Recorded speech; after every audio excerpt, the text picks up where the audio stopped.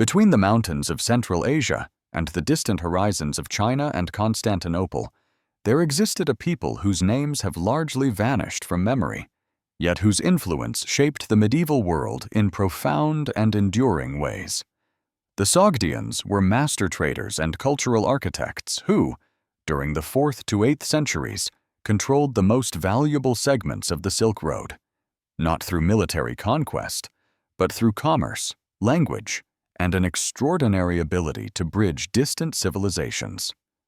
From their homeland centered in Samarkand, these remarkable merchants spoke a language related to Persian and wrote in an alphabet derived from Aramaic. They built thriving cities across Eurasia, establishing trading posts and communities that stretched from the heart of China to the gates of Constantinople. For 1,000 years, the Sogdians were the connective tissue of Eurasian trade, moving goods, ideas, religions, and innovations across vast distances that would have otherwise remained isolated.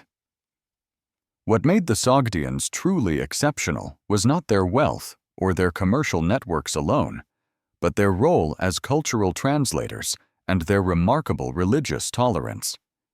In their cosmopolitan cities, Buddhist temples stood near Zoroastrian fire altars, while Christian churches rose alongside Islamic centers. The Sogdians moved fluidly between empires and religions, adapting, learning, and sharing knowledge with seemingly everyone they encountered. Yet this golden age would not endure forever. The gradual expansion of Islamic influence across Central Asia would eventually transform Sogdian society, absorbing their cities and their people into a new world order. Today, their story awaits rediscovery. In the heart of Central Asia, where the great mountain ranges converge and the ancient pathways of empires intersect, there existed a region of extraordinary fertility and strategic importance.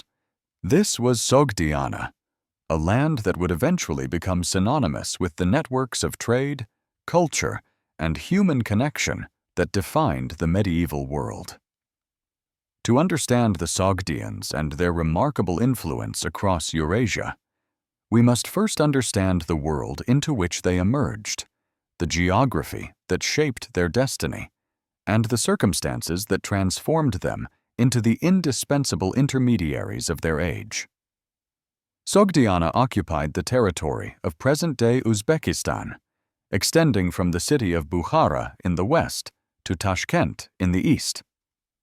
The terrain itself was a study in contrasts, fertile valleys where irrigation had transformed arid lands into agricultural abundance, interspersed with mountainous regions that both protected and isolated this precious enclave.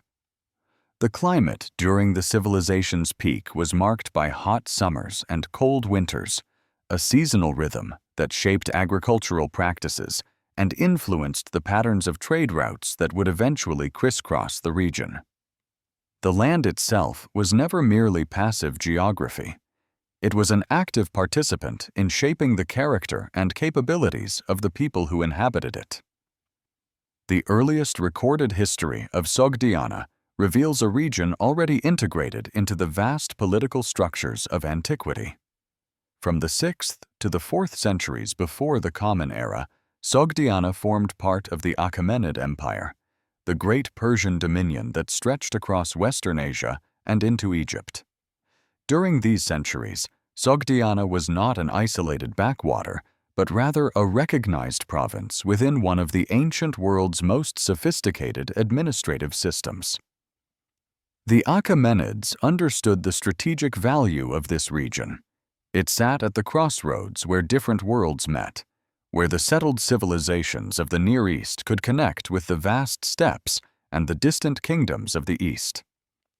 This position between empires would become the defining characteristic of Sogdian existence. Geography had placed them in a location where they could not dominate through military force alone, for they were surrounded by more powerful neighbors. Instead, their survival and prosperity would depend upon their ability to negotiate, to mediate, and to facilitate exchange. The Sogdians would learn to view this apparent vulnerability as an extraordinary opportunity. They would become specialists in connection, experts in understanding the needs and desires of distant peoples, and masters of the art of making themselves indispensable to the great powers that rose and fell around them. The landscape of Sogdiana itself encouraged this mercantile orientation. The fertile valleys produced surplus agricultural wealth that could support urban centers and artisan communities. The position of the region meant that goods flowing from the east toward the Mediterranean world, or traveling from the Mediterranean toward China, would naturally pass through Sogdian territory. But unlike regions that might have simply taxed such traffic, the Sogdians did something more sophisticated. They became active participants in the trade itself, developing expertise in the goods being exchanged, understanding the languages and customs of both buyer and seller, and gradually establishing themselves as the preferred middlemen for long-distance commerce. The historical record shows that by the 4th century of the Common Era, the Sogdian script had emerged as a distinctive written system. This was no minor development. Writing systems are among the most powerful indicators of cultural identity and administrative sophistication. The development of the Sogdian script marked the emergence of a people conscious of their own distinctiveness, capable of maintaining detailed records, and equipped to manage the complex transactions of long-distance trade. This script would remain in active use for approximately 6 centuries, until the 10th century, when it gradually fell out of use as other writing systems and languages became dominant in the region. Yet during those 6 centuries, the Sogdian script became one of the most important tools for recording the commercial and cultural exchanges that defined the medieval Eurasian world. The 4th to 8th centuries marked the peak of Sogdian power and influence. This was not an era in which the Sogdians ruled vast empires or commanded enormous armies. Rather, it was a period in which their particular genius, the ability to bridge different worlds, to facilitate exchange, and to create networks of mutual benefit, reached its fullest expression. During these centuries, Sogdian merchant networks extended from China in the east to the Byzantine Empire and the Mediterranean world in the west. Sogdian traders appeared in the great cities of the Tang dynasty in China, where they established communities and played crucial roles in both commerce and cultural transmission. They maintained trading posts along the various routes that collectively became known as the Silk Road, though this term itself was not used in antiquity and somewhat misrepresents the diversity of goods actually exchanged. The major cities of Sogdiana, Samarkand, and Bukhara chief among them, became extraordinary centers of cosmopolitan culture. These were not merely trading posts or military strongholds, though they served both functions.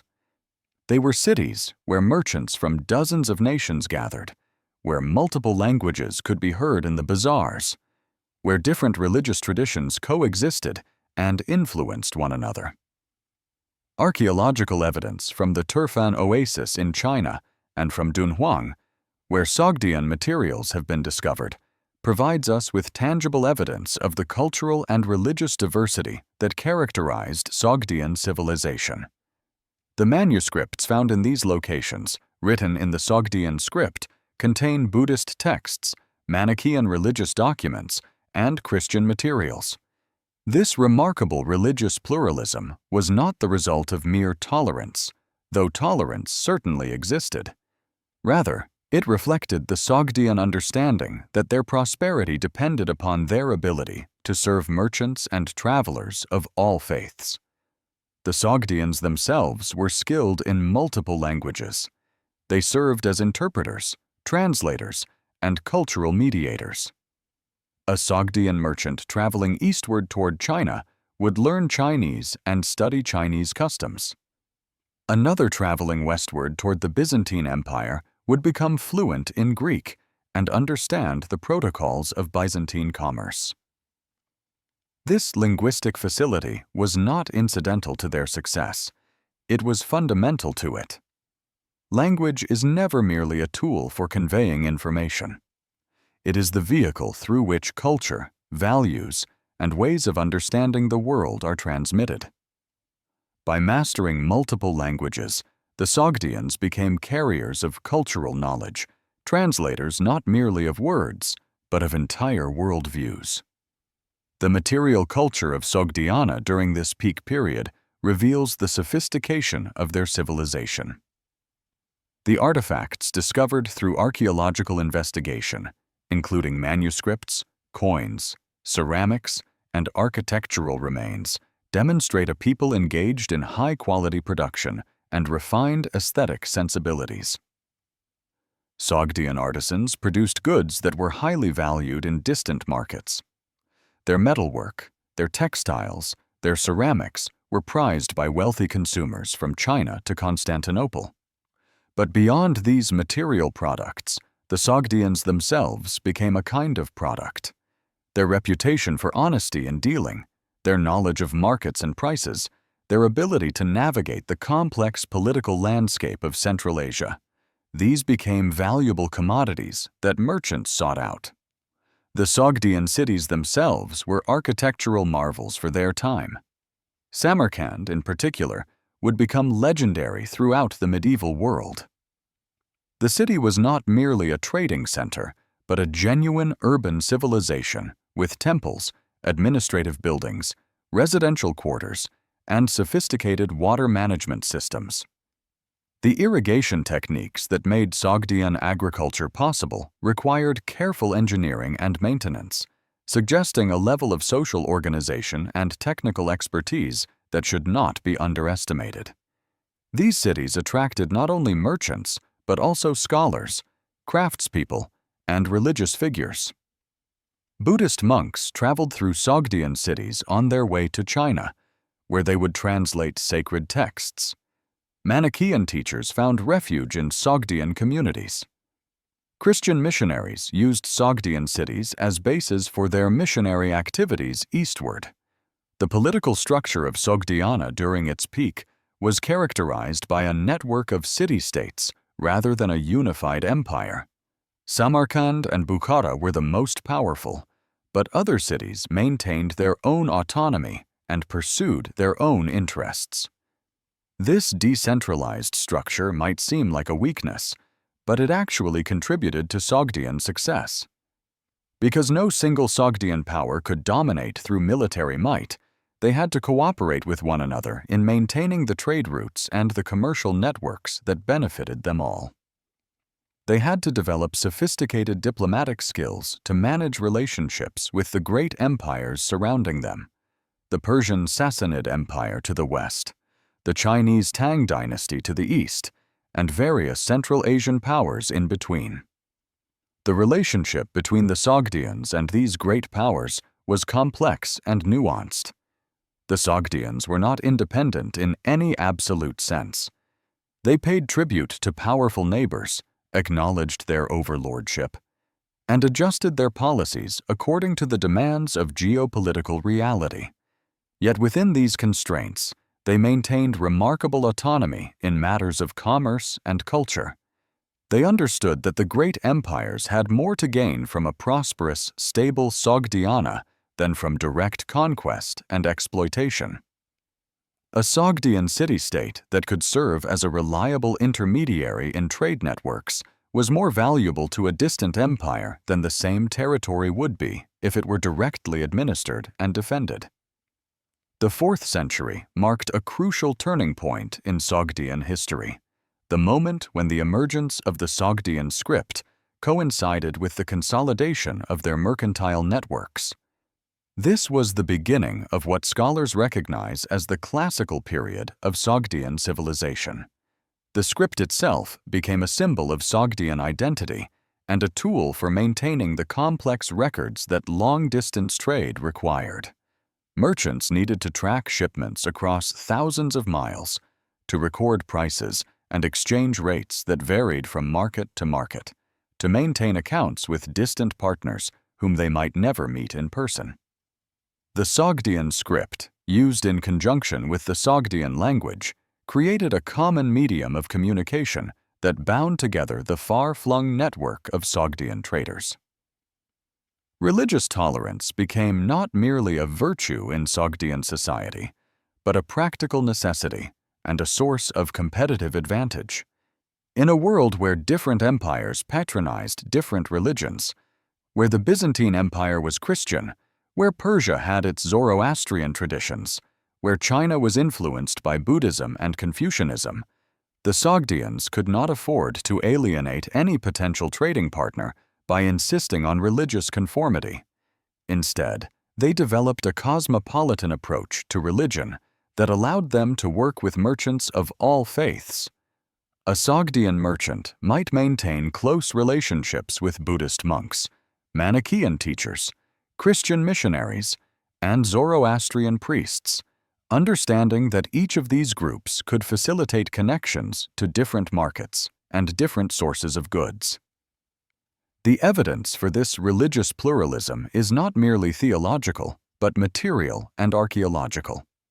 The manuscripts discovered at Turfan and Dunhuang, written in Sogdian script, preserve Buddhist sutras, Manichaean cosmological texts, and Christian religious documents. These were not merely texts that Sogdians encountered in their travels. They were texts that Sogdians preserved, copied, and transmitted.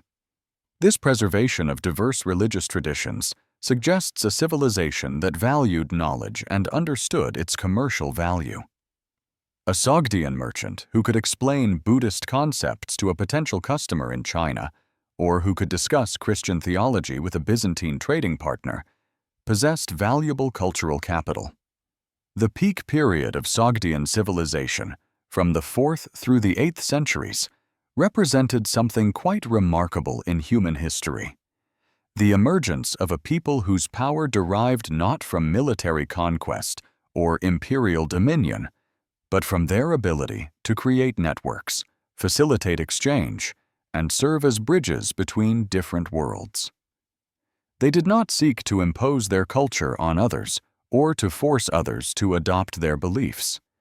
Instead, they adapted themselves to the needs of their trading partners, learned the languages and customs of distant peoples, and positioned themselves as essential mediators in the exchange of goods and ideas. The Great Silk Road itself was not a single road, but rather a network of routes, some overland and some maritime, that connected the Mediterranean world with East Asia. The Sogdians did not invent these routes, but they became the people most associated with maintaining them, improving them, and profiting from them. Caravans traveling from China toward the west would pass through Sogdian territory, where merchants would purchase additional goods, arrange for fresh animals, and engage Sogdian traders to accompany them or to handle the next leg of the journey. Similarly, goods flowing eastward from the Mediterranean world would be channeled through Sogdian cities, where they would be consolidated into larger shipments, combined with goods from other sources, and sent onward toward distant markets. This was the Sogdian genius, not the creation of something entirely new, but the perfection of intermediary roles, the development of systems that made long-distance exchange possible and profitable for all parties involved. They understood that their prosperity depended upon the prosperity of their trading partners, that the more goods flowed through their territory, the wealthier they became. They invested in infrastructure, in caravanserais, where traveling merchants could rest, in warehouses where goods could be stored, in administrative systems that could track complex transactions. By the 8th century, the Sogdian network had reached its maximum extent and influence. Sogdian merchants had established communities in the great cities of the Tang dynasty.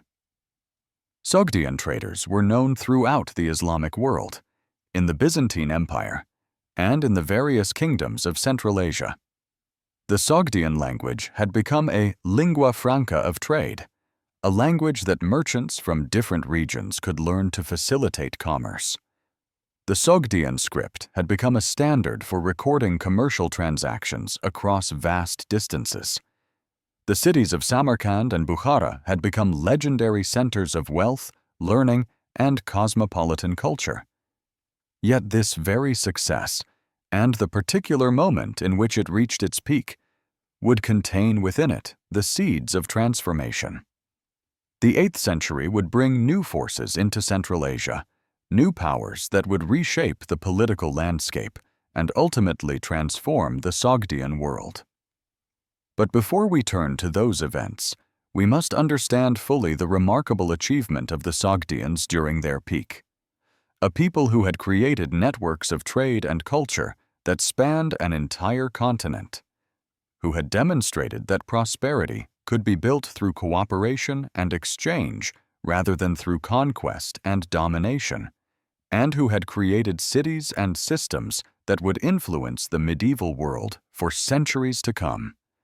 The Sogdians represent a particular moment in human history when geography, economics, and human ingenuity converged to create something extraordinary. They were not warriors or conquerors, not empire builders or military geniuses. They were merchants, linguists, administrators, and cultural mediators who understood that in a world of powerful empires, a smaller people could prosper through intelligence, adaptability, and the creation of mutual benefit. Their story, beginning in these origins and reaching its peak in the 4th through 8th centuries, would demonstrate that power takes many forms and that influence can flow through networks of commerce and culture as surely as through armies and political dominion. By the 4th century of the Common Era, the Sogdians had begun their remarkable ascent from regional merchants to the indispensable intermediaries of the Eurasian world. The transformation was neither sudden nor accidental. It emerged from centuries of accumulated expertise, geographical advantage, and an almost prescient understanding of what empires and distant kingdoms would soon desperately need. The Sogdians recognized that between the great powers, the Persian Sassanid Empire to the west, the rising Tang dynasty in China to the east, and the Byzantine realm beyond the mountains, there existed an extraordinary opportunity for those who could navigate the spaces between empires. The 4th century witnessed the codification of the Sogdian script, a development of profound significance that scholars recognize as a turning point in the civilization's expansion. This writing system, adapted from Aramaic and refined through generations of merchant practice, became the language of commerce across the Silk Road.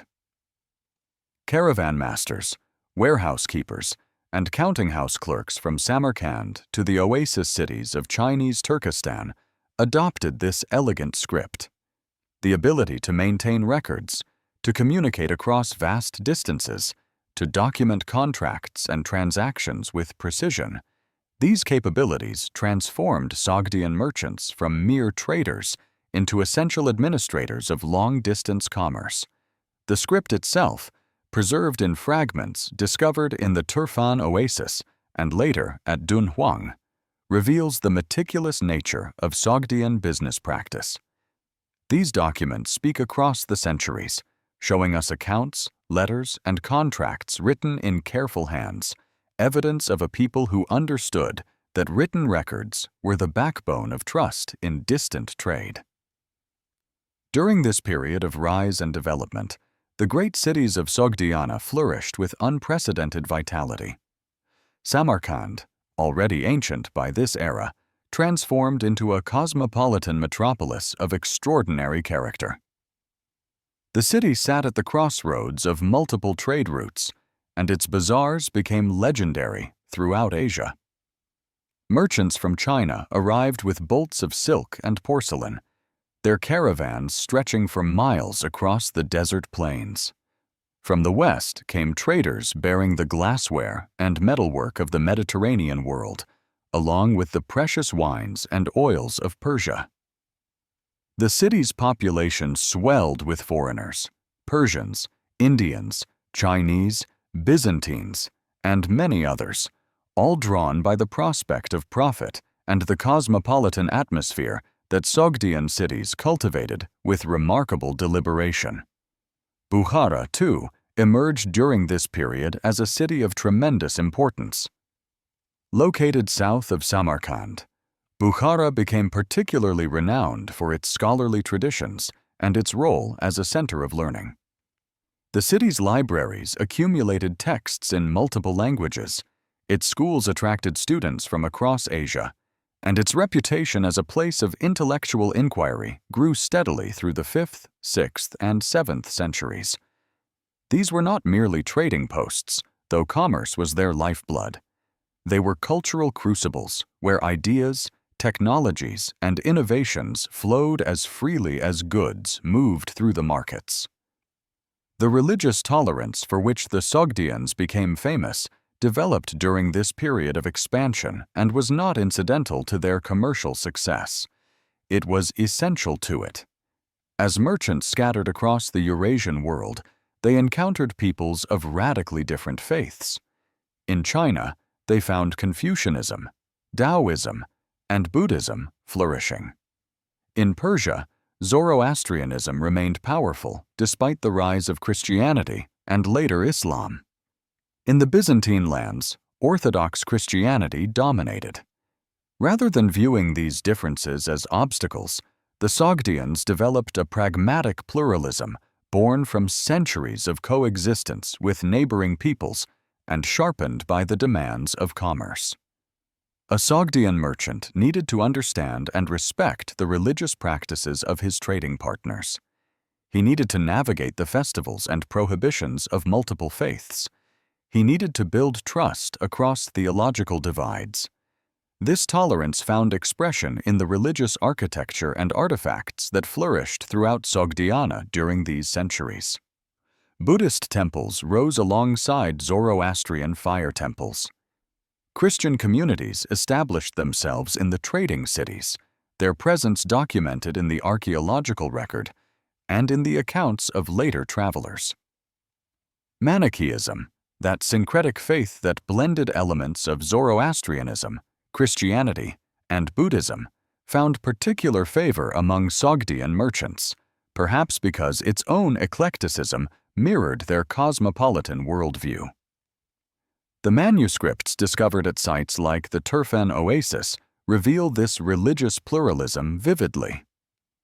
Texts in Sogdian script contain Buddhist teachings, Manichaean cosmologies, and Christian liturgies, all preserved with equal care. These are not documents of conflict or competition, but rather evidence of a society that had learned to hold multiple truths simultaneously.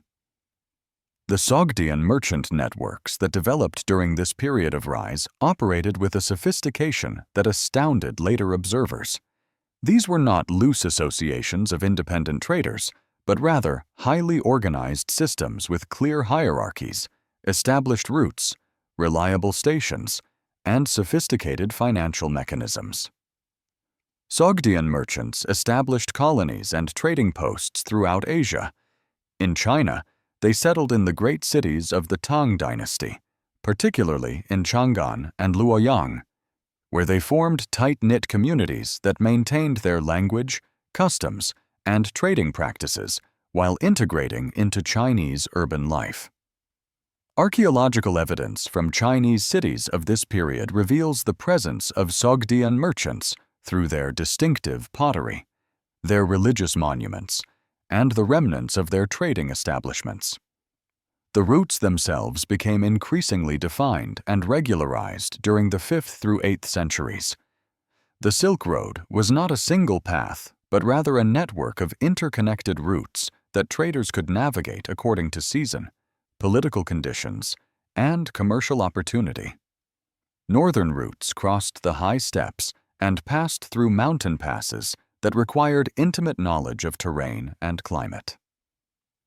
Southern routes skirted the great deserts, connecting the oasis cities of Chinese Turkestan in a chain of trading posts that allowed merchants to progress gradually eastward or westward.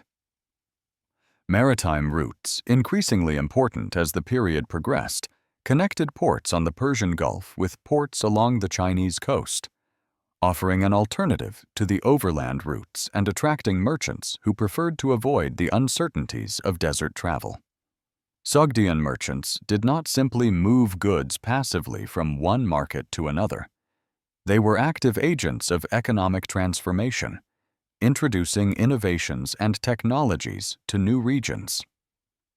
Chinese silk production techniques, guarded as jealously as any state secret, became known to Sogdian merchants through their contacts in Chinese cities. Though they could not export the actual silkworms or the knowledge of sericulture directly, they understood the value of the product and the mechanisms by which it was created. Glass-making techniques from the Mediterranean world were similarly studied and adapted. The Sogdians became not merely traders, but technological intermediaries, understanding innovations well enough to explain them to new audiences, sometimes adapting them to local conditions and resources. The financial innovations that Sogdian merchants developed were equally significant to their rise. Operating across such vast distances with such varied currencies and exchange rates required sophisticated mechanisms for managing credit and value. Sogdian merchants developed early forms of letters of credit, allowing traders to deposit funds in one city and withdraw them in another, with minimal loss to currency conversion or the physical risks of transporting precious metals. These financial instruments would eventually evolve into the banking systems that emerged in medieval Italy, but the Sogdians had understood the principle centuries earlier. The trust networks that undergirded these financial systems were built on reputation, family connections, and the careful maintenance of relationships across generations. A merchant family that honored its commitments and dealt fairly with its partners could maintain credit access across the entire Silk Road network. Conversely, a family that broke faith or engaged in fraud faced rapid exclusion from the network, a punishment far more severe than any legal penalty. The integration of Sogdian merchants into the political structures of the regions they inhabited was another crucial aspect of their rise. Rather than remaining outside the systems of power, Sogdian merchants positioned themselves as valuable advisors and administrators. In China, some Sogdian merchants rose to positions of considerable influence at the Tang court, where their knowledge of Western regions and their linguistic abilities made them invaluable. In Persia, Sogdian merchants served the Sassanid rulers as administrators and tax collectors, their financial expertise and trustworthiness earning them positions of responsibility. This political integration was not without risks. The fortunes of Sogdian merchants could rise and fall with the political circumstances of their patrons, but it also provided them with protection and legitimacy that purely commercial activities could not guarantee. The cultural achievements of the Sogdian civilization during this period of rise extended far beyond commerce and finance. Sogdian artists, artisans, and craftspeople became renowned throughout Asia. Sogdian musicians were particularly celebrated, and their instruments and musical styles influenced the courts of China and Persia. The depictions of Sogdian musicians in Chinese art from this period show them playing instruments that would become central to Asian musical traditions. Sogdian dancers, too, became famous, and their performances were sought after in the great courts of Asia. These cultural exports were not separate from commerce, but intimately connected to it. The prestige and fascination that surrounded Sogdian culture enhanced the reputation of Sogdian merchants and made them welcome in courts and markets throughout the known world. The religious texts and teachings that Sogdian merchants carried along the trade routes had profound consequences that extended far beyond commerce. Buddhism, which had originated in India centuries earlier, spread northward and eastward along routes that Sogdian merchants helped establish and maintain. The great Buddhist monasteries and centers of learning that flourished in Central Asia during this period served as way stations where merchants, pilgrims, and scholars could rest, exchange information, and participate in religious observance. Sogdian merchants, many of whom were Buddhist converts or supporters, funded the construction of temples and monasteries, commissioned the copying of Buddhist texts, and supported the translation of sacred teachings into new languages. The famous Buddhist caves at Bamiyan, though not in Sogdiana proper, were supported by merchants from the region and reflected the religious commitments of Sogdian trading communities. Similarly, Christian teachings spread along the Silk Road through the efforts of Sogdian merchants and missionaries, establishing communities that would persist in Central Asia for centuries. The environmental context of Sogdian expansion deserves consideration as well. The climate during the period of the Sogdians' rise, from the 4th through 8th centuries, appears to have been relatively favorable for the maintenance of trade routes and the productivity of agricultural lands. The oasis cities of Sogdiana depended on carefully managed irrigation systems that channeled water from the rivers and mountain snowmelt into agricultural fields. The competence of Sogdian engineers and administrators in maintaining these systems was essential to the region's prosperity. The fertility of the Sogdian valleys, combined with the accessibility of trade routes through the mountain passes and the existence of established trading posts in the oases to the east, created conditions that Sogdian merchants exploited with remarkable effectiveness. By the 7th and 8th centuries, at the height of their power and influence, the Sogdians had created an interconnected commercial and cultural system that spanned the entire known world. A merchant family could establish itself in Samarkand, send representatives to Chang'an in China, maintain contacts in the great ports of the Persian Gulf, and have trading partners in Constantinople, all while maintaining the coherence and identity of the extended family enterprise. The Sogdian script facilitated this integration, allowing communications across vast distances. The shared values of cosmopolitan merchants, pragmatism, religious tolerance, respect for contractual obligations, and the pursuit of profit through legitimate commerce, created a common culture that transcended ethnic and political boundaries. This remarkable period of Sogdian ascendancy and development represents one of the most significant chapters in the history of cross-cultural exchange and commercial innovation. The Sogdians did not conquer empires or establish vast political domains. Instead, they created something perhaps more durable, a system of commerce and cultural exchange that connected distant peoples and allowed ideas, technologies, and goods to flow across the vast distances of Eurasia. They understood that their strength lay not in military power or political domination, but in their ability to serve as intermediaries, translators, and facilitators of exchange. This insight, more than any other factor, explains their rise and the central position they occupied in the medieval world during these extraordinary centuries of expansion and development. The 8th century arrived upon Central Asia like a storm gathering on a distant horizon, its approach visible long before its full force descended upon the lands of the Sogdians. For centuries, the people of Sogdiana had thrived in their unique position as the essential intermediaries of the Eurasian world. They had built their prosperity not through military conquest or imperial mandate, but through something far more durable: the trust of merchants, the respect of distant rulers, and the universal human desire for goods, ideas, and connection that only they could reliably provide. Yet by the early decades of the 800 centuries, the careful equilibrium that had sustained Sogdian power was beginning to shift in ways both subtle and profound.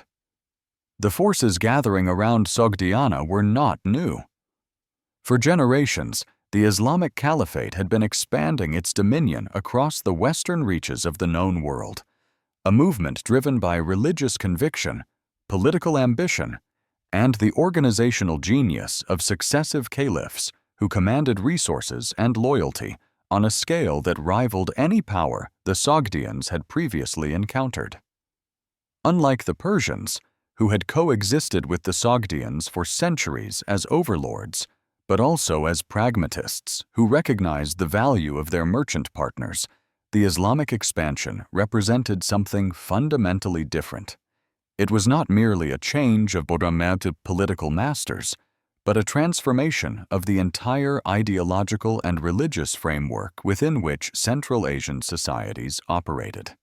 The turning point came in the year 712 of the Common Era, at a place called the Talas River, where the waters of Central Asia flowed through grasslands and ancient trade routes converged. Here, in a battle that would reverberate through subsequent centuries, the forces of the expanding Islamic Caliphate, led by the general Qutayba ibn Muslim, confronted the armies of Tang dynasty China, which had been extending its own influence eastward across the Silk Road. The Sogdians found themselves caught between these two advancing empires, each seeking to establish dominance over the trade networks that had enriched the region for centuries. The outcome of this confrontation would reshape the political landscape of Central Asia in ways that would prove catastrophic for Sogdian independence. The Battle of Talas itself was not primarily a Sogdian conflict, yet it marked the moment when the geopolitical reality that had protected Sogdian autonomy collapsed entirely. The Islamic forces prevailed, and with their victory came the beginning of the end for the independent Sogdian city-states that had flourished for so long. Within the decades that followed, the great cities of Sogdiana, Samarkand, Bukhara, and their sister settlements found themselves increasingly absorbed into the expanding Islamic sphere of influence. This was not instantaneous conquest followed by subjugation, but rather a gradual transformation that would unfold across generations, reshaping the very identity of the Sogdian people. What made this crisis particularly profound for the Sogdians was that it attacked the foundations of their greatest achievement, their role as cultural and religious intermediaries. For centuries, they had prospered precisely because they maintained relationships with peoples of different faiths and political allegiances. In their great cities, Buddhist monasteries stood near Zoroastrian fire temples. Christian churches served their communities alongside Manichaean temples, and synagogues welcomed their congregants. This religious pluralism was not merely an expression of Sogdian tolerance, though that was certainly part of it. It was fundamentally economic and political. The Sogdians understood that by accommodating the beliefs and practices of all the peoples with whom they traded, they could maintain the trust and goodwill necessary for their networks to function across vast distances and cultural divides. The Islamic conquests, however, brought with them a very different model of religious and political organization.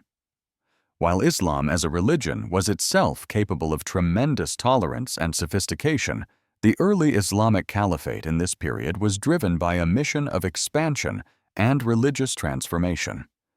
The notion of maintaining multiple religious communities in a position of relative equality, which had characterized Sogdian cities, increasingly gave way to a new hierarchy in which Islam held the dominant position and other faiths existed in subordinate status.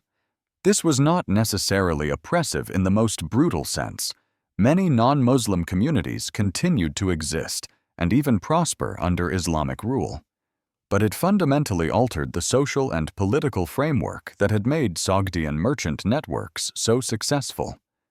The archaeological evidence from this period reveals the gradual nature of this transformation. Scholars studying the material culture of Sogdiana during the 8th and 9th centuries have found evidence of continuity even as political structures changed.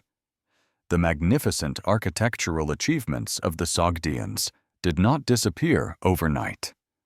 The cities themselves endured, though their character evolved. In Samarkand and Bukhara, excavations have uncovered layers of occupation, showing that urban life continued even as the religious and political landscape shifted.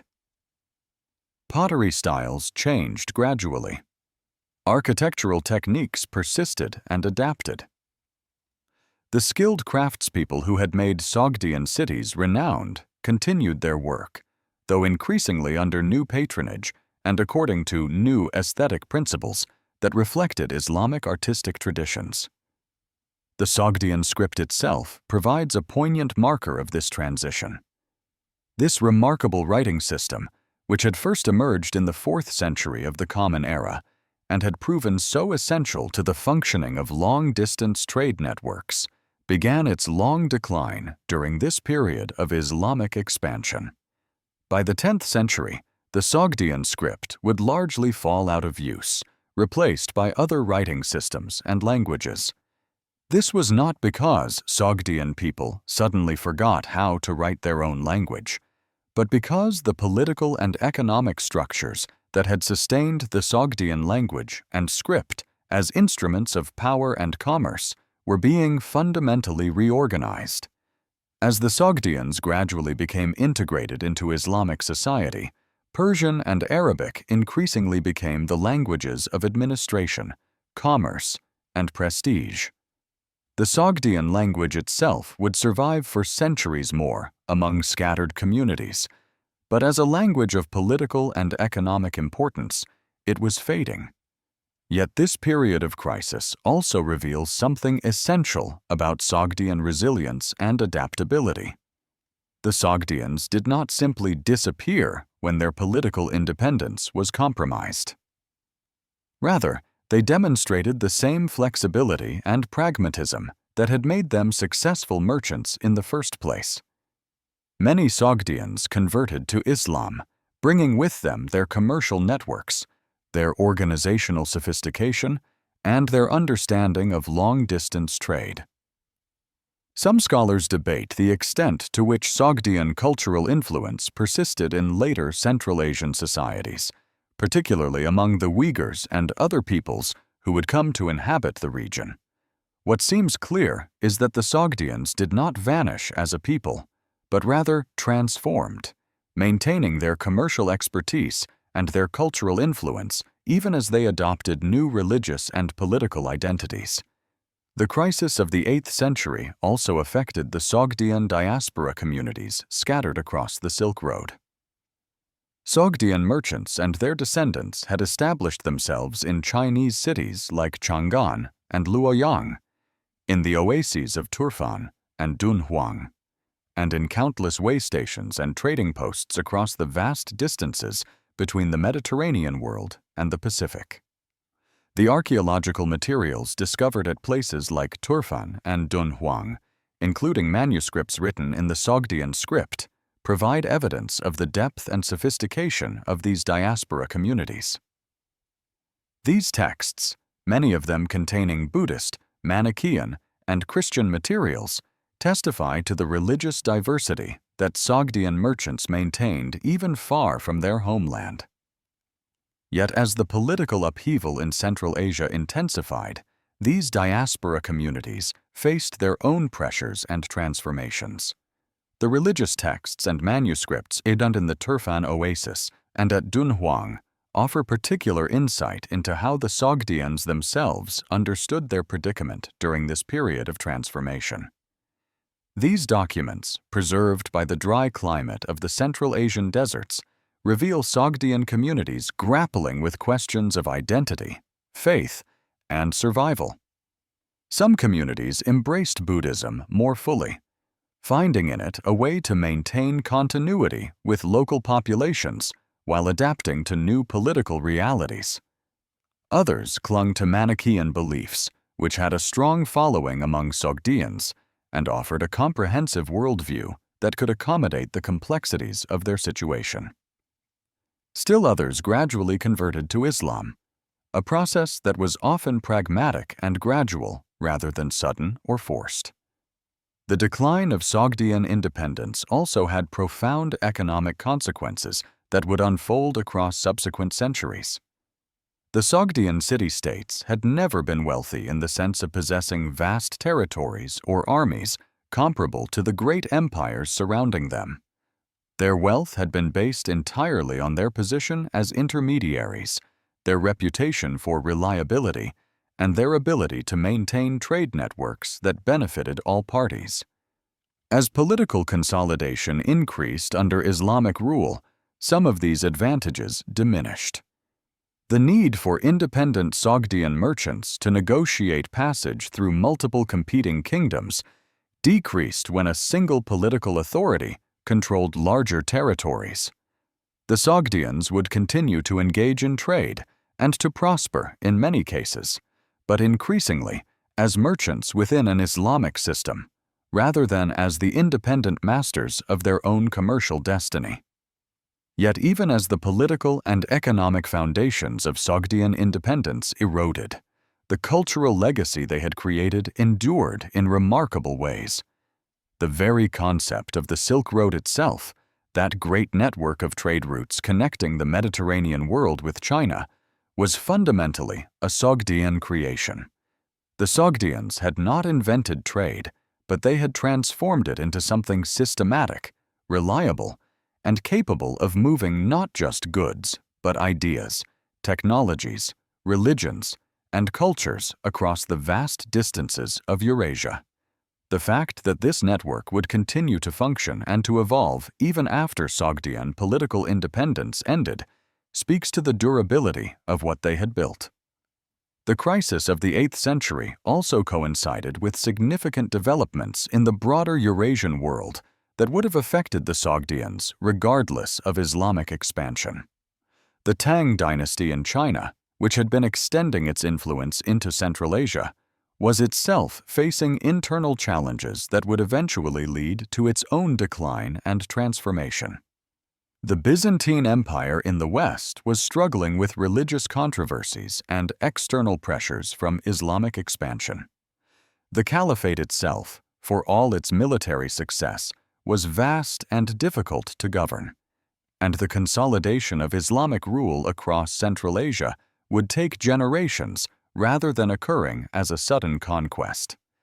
The material evidence from this transformative period is scattered across the landscape of Central Asia and beyond.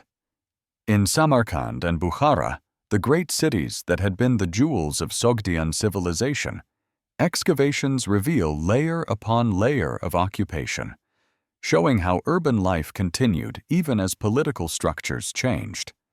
The archaeological record shows shifts in religious architecture, with new mosques being constructed and old temples being repurposed or abandoned. But the cities themselves remained vital centers of commerce and culture. The skilled craftspeople continued their work, adapting their techniques and aesthetics to new patrons and new aesthetic traditions. The famous blue ceramics of the region would continue to be produced, though their decoration and style would gradually evolve to reflect Islamic artistic traditions. The turning point of the 8th century represented not an ending, but a transformation, a crisis that would force the Sogdian people to reimagine their identity and their role in the world. The independent Sogdian city-states would not survive intact, and the Sogdian language and script would gradually fade from prominence. Yet the Sogdian people themselves would endure, adapting to new circumstances with the same pragmatism and flexibility that had always characterized their approach to commerce and culture. They would become merchants of Islam, traders within a new political and religious system, but they would carry with them the accumulated wisdom and experience of centuries of successful long-distance trade and cultural exchange. The crisis of the 8th century also illuminates something fundamental about how civilizations change and transform across time. The Sogdians were not defeated by military force alone, though military defeat certainly played a role. Rather, they were absorbed into a larger historical process, a transformation of the entire political and ideological landscape of Eurasia that would reshape not just Central Asia, but the entire medieval world. This transformation would take generations to complete, and even as it unfolded, Sogdian merchants and Sogdian commercial networks would continue to function, adapting to new circumstances and new masters, but retaining something essential of the spirit that had made them the greatest traders of their age. The legacy of Sogdian achievement would persist in the centuries to come, visible in the continued prosperity of Samarkand and Bukhara under Islamic rule, in the adaptation of Sogdian commercial techniques to new contexts, and in the memory of the great traders who had once connected the worlds of East and West. The turning point of the 8th century was a crisis, certainly, but it was also a threshold, a moment when one chapter of Sogdian history closed and another began, a chapter in which the Sogdian people would continue to play a role in shaping the medieval world, though no longer as independent masters of their own destiny, but as participants in a larger Islamic civilization that would come to dominate Central Asia and transform it in ways both profound and lasting. The 8th century brought transformation to Central Asia, not as a sudden rupture, but as a gradual reshaping of the world the Sogdians had so carefully constructed. The Battle of Talas in 751 CE marked a pivotal moment when Arab forces defeated Tang Chinese troops in the steppes of Kazakhstan. This conflict, fought far from Sogdiana's heartland, nonetheless reverberated through the merchant cities and trading posts that had sustained Sogdian prosperity for centuries. The balance of power that had allowed the Sogdians to flourish as intermediaries between competing empires began to shift inexorably toward a new order, one dominated by Islamic expansion from the West and internal consolidation throughout Central Asia. Yet the Sogdians did not disappear overnight. Instead, they underwent a transformation as remarkable as their original rise, one that would ultimately define their enduring legacy across the Eurasian world. The process of absorption into Islamic culture took generations, and during this extended period of transition, Sogdian merchants continued their commercial networks, their cities remained centers of learning and exchange, and their cultural innovations continued to spread along the routes they had pioneered. The decline that historians observe in the historical record was not a catastrophic collapse, but rather a gradual integration, a blending of Sogdian identity into the broader tapestry of Islamic civilization. Archaeological evidence from Samarkand and Bukhara reveals the nature of this transition with striking clarity. Excavations conducted by various international teams have uncovered layers of habitation and cultural material that demonstrate continuity even as political circumstances changed dramatically. The great bazaars of these cities did not cease their bustling commerce when Islamic rulers consolidated their authority. Rather, the mechanisms of trade adapted, the languages spoken in the marketplaces evolved, and the religious character of the cities transformed. Yet the essential function of these places as commercial and cultural hubs persisted. Sogdian merchants, pragmatic and accustomed to navigating between different powers, found ways to maintain their enterprises within the new Islamic framework. The religious tolerance that had characterized Sogdian society during its height began to narrow as Islamic orthodoxy became the dominant force. The Zoroastrian temples that had stood for centuries in the cities of Sogdiana gradually lost their prominence, though archaeological evidence suggests that some continued to function even as new mosques rose alongside them. The Buddhist monasteries that had flourished along the trade routes, many of them established and supported by Sogdian merchants, faced increasing pressure and eventual decline. Christian communities that had found refuge and prosperity in Sogdian cities saw their circumstances alter, though Sogdian Christians continued to play important roles in trade networks extending eastward toward China. The Manichaean faith, which had found particular favor among Sogdian elites, similarly experienced suppression under Islamic rule, though its influence persisted in modified forms across Central Asia. Scholars debate the exact mechanisms and timing of Sogdian cultural absorption, with some evidence suggesting that the process was more rapid in certain regions while remaining gradual in others.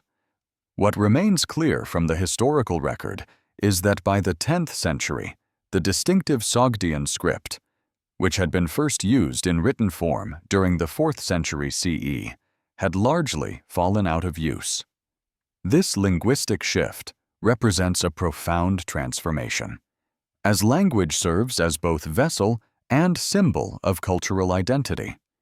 Yet the disappearance of the Sogdian script did not mean the disappearance of Sogdian people or their influence. Rather, it marked the point at which Sogdians increasingly adopted Persian and Arabic as their primary languages of commerce and administration, while their cultural achievements and innovations became woven into the broader fabric of Islamic civilization. The merchant networks that Sogdians had established did not vanish with political change. Instead, these networks transformed, adapted, and continued to function under new circumstances and new management. Sogdian traders, whose expertise in long-distance commerce was unmatched, found themselves in demand by Islamic rulers who recognized the economic value of maintaining and expanding trade routes. Some Sogdian merchant families accumulated considerable wealth and influence under the new order, diversifying their activities beyond simple commerce to include administrative positions, land ownership, and financial services. The practical skills that had made Sogdians indispensable to the Tang Chinese and earlier powers remained valuable in the Islamic world. The cultural legacy of the Sogdians manifested itself in countless ways that extended far beyond their original homeland. Sogdian merchants had served as cultural translators throughout their period of dominance, and this role continued even as their political independence faded. They had introduced artistic styles, architectural innovations, and technological knowledge throughout the Eurasian world. The influence of Sogdian aesthetics appeared in Tang Chinese art, in the decorative traditions of Islamic cities, and in the material culture of distant regions touched by Sogdian traders. Textiles produced in Sogdian workshops became increasingly valuable as Islamic rulers appreciated their quality and design. The knowledge of production techniques, of dyes, of weaving patterns, spread outward from Sogdiana to be adopted and adapted by craftspeople in other lands. The religious texts discovered in places like the Turfan Oasis in China and the library caves of Dunhuang provide remarkable testimony to the Sogdian intellectual and spiritual legacy. Manuscripts written in the Sogdian script reveal a people deeply engaged with Buddhist philosophy, Manichaean theology, and Christian doctrine. These texts, preserved in the dry climate of the Chinese oases, demonstrate that Sogdian scholars and merchants were not merely traders, but genuine participants in the great intellectual and spiritual movements of their age. The translation of Buddhist sutras from Sanskrit into Sogdian and subsequently into Chinese represented an intellectual achievement of profound significance. Sogdian monks and scholars contributed substantially to the transmission of Buddhist learning eastward, making them crucial intermediaries not just in commerce, but in the movement of ideas and spiritual understanding. The cities of Sogdiana themselves underwent transformation rather than destruction. Samarkand, the great jewel of the region, which had been repeatedly conquered and rebuilt throughout its long history, continued to flourish under Islamic rule. The city's strategic location on the Silk Road ensured its continued importance as a commercial center. Archaeological layers from the Islamic period show that Samarkand adapted to new circumstances while maintaining its essential character as a cosmopolitan hub, where people from many lands gathered to trade, learn, and exchange ideas. The famous bazaars that had drawn merchants from across Eurasia continued their function. Though the mix of goods and the languages spoken gradually shifted to reflect the new political and cultural order. Bukhara, too, retained its prominence, eventually becoming one of the most important centers of Islamic learning in Central Asia, a transformation that built upon its earlier reputation as a center of scholarship and intellectual exchange. The absorption of Sogdian society into Islamic civilization was not uniform across the entire region. Some evidence suggests that Sogdian cultural practices persisted longer in more remote areas and smaller trading posts than in the major urban centers where Islamic administration took root most firmly. The extent of Sogdian influence on later peoples, such as the Uyghurs, who would eventually inhabit portions of the former Sogdian territories, remains a topic of scholarly debate. What seems clear is that the Sogdians did not simply disappear into the Islamic world, but rather contributed substantially to its formation and development, particularly in the domains of commerce, administration, and cultural production. The practical knowledge that Sogdians possessed proved invaluable to Islamic rulers seeking to maintain and expand their commercial networks. The routes that Sogdian merchants had pioneered, the trading posts they had established, the relationships they had cultivated with merchants and rulers across Eurasia, all of these represented enormous accumulated capital that Islamic authorities sought to preserve and exploit.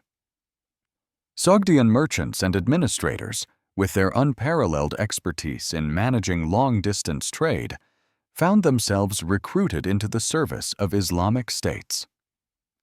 Some achieved positions of considerable authority and influence, managing commercial affairs, overseeing customs revenues, and serving as diplomatic intermediaries with distant rulers.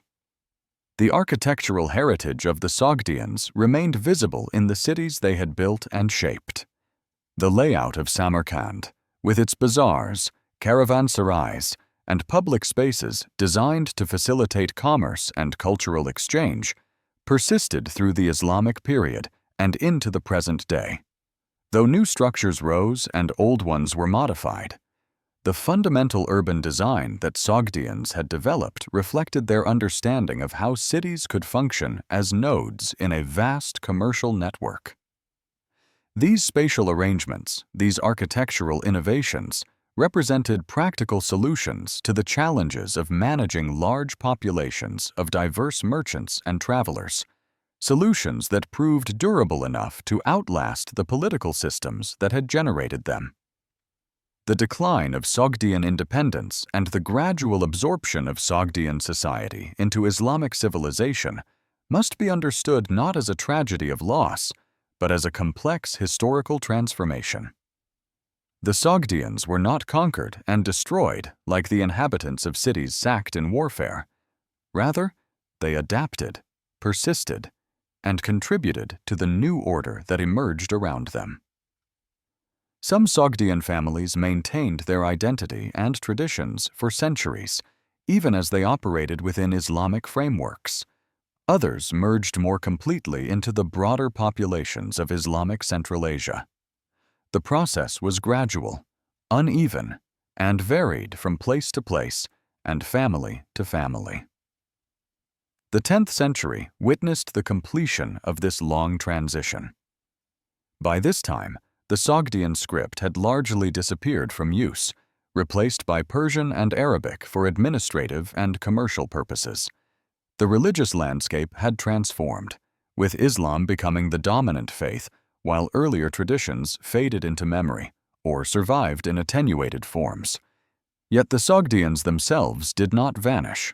Rather, they became absorbed into the peoples of Islamic Central Asia, their descendants continuing to live in the cities their ancestors had built, to engage in the trades their ancestors had pioneered, to participate in the commercial networks their ancestors had established.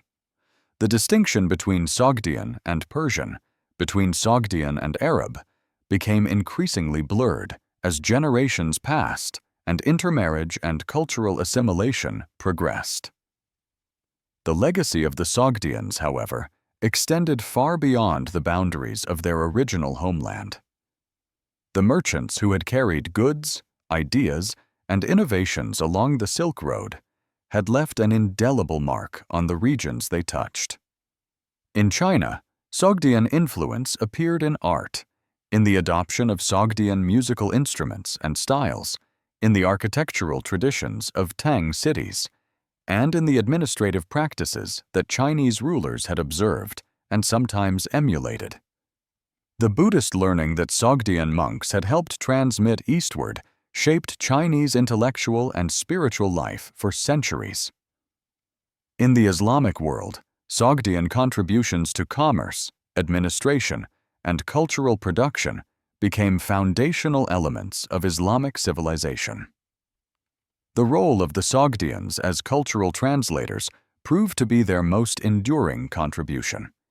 They had possessed the remarkable ability to move between different worlds, to understand the perspectives and practices of diverse peoples, and to facilitate exchange and communication across vast distances and profound differences.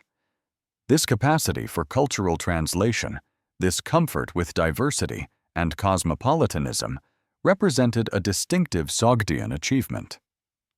Though the Sogdians themselves gradually disappeared as a distinct people, this legacy of cultural mediation continued to influence the regions they had touched. Archaeological investigations of Sogdian sites continue to reveal new insights into the complexity and sophistication of their civilization. Excavations at Samarkand and Bukhara have uncovered evidence of the material prosperity that Sogdian merchants accumulated, of the cosmopolitan character of these cities, of the religious and intellectual diversity that flourished within them. The artifacts discovered in these excavations, ranging from pottery and textiles to coins and seals, provide tangible evidence of the networks in which Sogdians participated and the goods in which they traded. The manuscripts found in distant locations like Turfan and Dunhuang, written in Sogdian script and containing Buddhist, Christian, and Manichaean texts, testify to the intellectual and spiritual engagement of Sogdian scholars and merchants. The story of the Sogdians thus concludes not with an ending, but with a transformation and an integration. A people who had risen from regional merchants to become the indispensable intermediaries of the Eurasian world gradually became absorbed into the broader Islamic civilization that emerged in Central Asia. Yet in this process of absorption, they left an indelible mark on history. The routes they had pioneered continued to function for centuries. The cities they had built remained centers of commerce and learning. The innovations they had developed, whether in commercial practices, architectural design, or artistic expression, influenced the civilizations that succeeded them.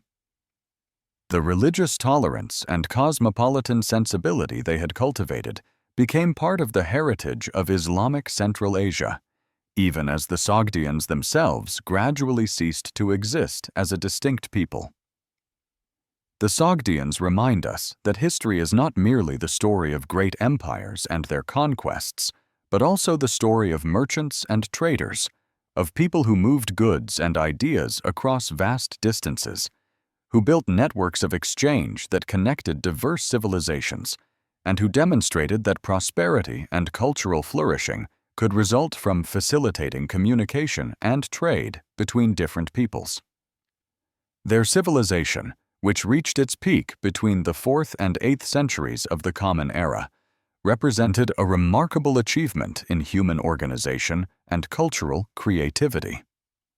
Though their political independence lasted only a few centuries, and though their distinct identity gradually faded as they were absorbed into Islamic civilization, their contributions to the development of Eurasian commerce, culture, and intellectual life proved enduring and profound. In the cities they built, in the routes they established, in the knowledge they transmitted, and in the example they set of how different peoples could live together and benefit from exchange, the Sogdians left a legacy that resonates across the centuries and invites us to recognize the crucial importance of those who facilitate connection and understanding across the divides that separate human communities.